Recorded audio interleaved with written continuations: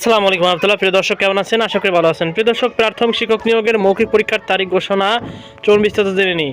প্রিয় দর্শক, সরকারি প্রাথমিক বিদ্যালয় সহকারী শিক্ষক নিয়োগ 2025 লিখিত পরীক্ষায় উত্তীর্ণ প্রার্থীদের জন্য মৌখিক পরীক্ষার সময়সূচি প্রকাশ করা হয়েছে। আগামী 28শে জানুয়ারি থেকে 3 ফেব্রুয়ারি পর্যন্ত জেলা পর্যায়ে এই মৌখিক পরীক্ষা অনুষ্ঠিত হবে।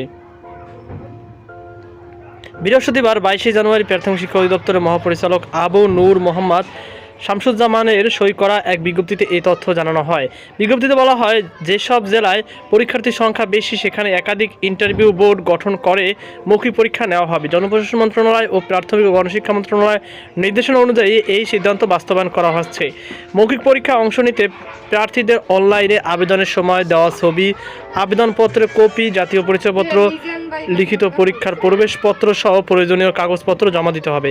পাশাপাশি ইউনিয়ন পরিষদের চেয়ারম্যান, পৌর মেয়র বা সিটি কর্পোরেশন কাউন্সিলর দেওয়া নাগরিকত্ব সনদ বাধ্যতামূলক জমা দিতে হবে। কোটাভুক্ত প্রার্থীদের ক্ষেত্রে প্রযোজ্য সনদপত্র জমা দেওয়ার নির্দেশনা দেওয়া হয়েছে। মুক্তিযোদ্ধা কোটায় আবেদনকারীদের মুক্তিযোদ্ধা বিষয়ক মন্ত্রণালয়ের গেজেট ও সম্পর্ক সনদ, শারীরিক প্রতিবন্ধী ও তৃতীয় লিঙ্গের প্রার্থীদের সমাজসেবা অধিদপ্তরের সনদ এবং ক্ষুদ্র নৃগোষ্ঠী প্রার্থীদের ক্ষেত্রে উপজেলা নির্বাহী কর্মকর্তা বা জেলা প্রশাসকের সনদ জমা দিতে হবে।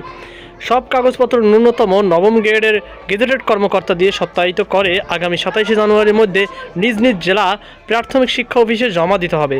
কাগজপত্র জমা শেষে প্রার্থীদের প্রাপ্তি স্বীকারপত্র সংগ্রহ করতে হবে এবং একই সঙ্গে মূল সনদ প্রদর্শন করতে হবে। মৌখিক পরীক্ষার দিন প্রার্থীদের সব মূল সনদ, প্রাপ্তি স্বীকারপত্র, প্রয়োজনীয় কাগজপত্র সঙ্গে আনতে হবে। বাইবার নির্দিষ্ট তারিখ, সময় ও স্থান সংশ্লিষ্ট জেলা প্রাথমিক শিক্ষা অফিসের ওয়েবসাইটে ও নোটিশ বোর্ডে জানানো হবে। উল্লেখ্য গেল 21শে জানুয়ারি লিখিত পরীক্ষার ফল প্রকাশ করা হয়। এতে মৌখিক পরীক্ষার জন্য নির্বাচিত হয়েছে মোট 69,265 জন। তো প্রিয় দর্শক, এই ছিল আমাদের সর্বশেষ আপডেট। এই নিয়ে আপনার কোনো মতামত থেকে থাকলে অবশ্যই কমেন্টে জানাবেন। সকল ভালো থাকুন, আল্লাহ হাফেজ।